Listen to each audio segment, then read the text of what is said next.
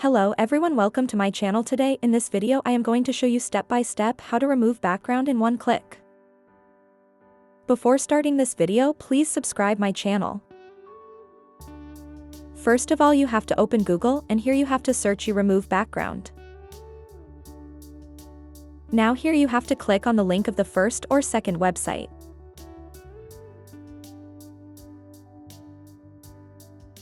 After that you have to click on the upload photo here. After that, here you have to select any photo from your gallery whose background you want to remove.